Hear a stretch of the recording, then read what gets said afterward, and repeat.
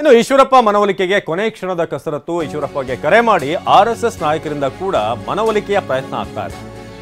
ಈಶ್ವರಪ್ಪನವ್ರನ್ನ ಪಕ್ಷದಲ್ಲೇ ಉಳಿಸ್ಕೊಳ್ಬೇಕು ಅನ್ನೋ ಪ್ರಯತ್ನ ಈಗ ಆರ್ಎಸ್ಎಸ್ ನಾಯಕರು ಕೂಡ ಆ ಒಂದು ಪ್ರಯತ್ನ ಮಾಡ್ತಿದ್ದಾರೆ.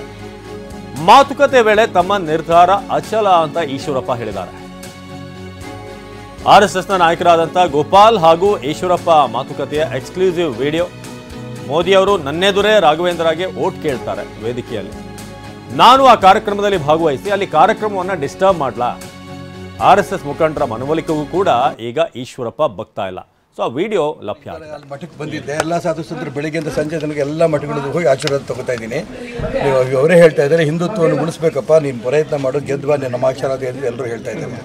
ಅಯೋಧ್ಯೆಯಿಂದ ಗೋಪಾಲ ಹಾಂ, ಹಾವೇರಿ ಇಲ್ಲಲ್ಲ, ನನ್ನ ಶಿವಮೊಗ್ಗದಲ್ಲಿ ನಾನೇ ನಿಲ್ತೀನಿ. ಹಾವೇರಿ ಕಾಂತೇಶ್ ನಿಲ್ಲಿಸ್ಬೇಕು ಅಂತಿದ್ರು, ಮೋಸ ಮಾಡಿದ್ರಲ್ಲ.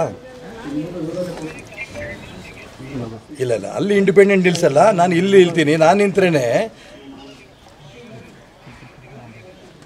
ಅಯ್ಯೋ, ಯಡಿಯೂರಪ್ಪನವ್ರ ವಿರೋಧಿಗಳು ತುಂಬ ಇದ್ದಾರೆ ಶಿವಮೊಗ್ಗ ಜಿಲ್ಲೆಯಲ್ಲಿ.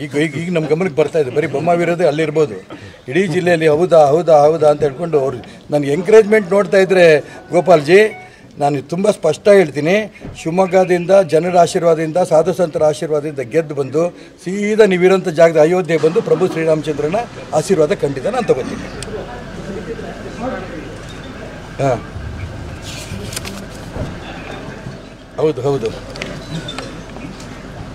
ನಾನು ಭಾಗವಹಿಸ್ಬಿಟ್ರೆ ಮೋದಿಯವರು ನನ್ನ ಎದುರಿಗೇನೆ ರಾಘವೇಂದ್ರನ ಓಟ್ ಕೇಳ್ತಾರೆ. ನಾನೇನು ಮಾಡಲಿ ಅವಾಗ?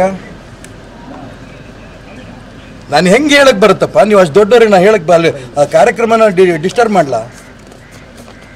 ಬೇಡ, ನಿಮ್ಮೆಲ್ಲರೂ ಮಾತು ಕೇಳ್ತೀನಿ. ನಾನು ಗೆದ್ದು ಬಂದು ಮೋದಿ ಹತ್ರ ಬಂದು ಅಯೋಧ್ಯೆ ರಾಮ ಮಂದಿರ ಗೋಪಾಲ್ಜಿ ಇರೋ ಜಾಗಕ್ಕೆ ಬರ್ತೀನಿ, ನಿಮ್ಮ ಆಶೀರ್ವಾದ ಪಡಿತೀನಿ.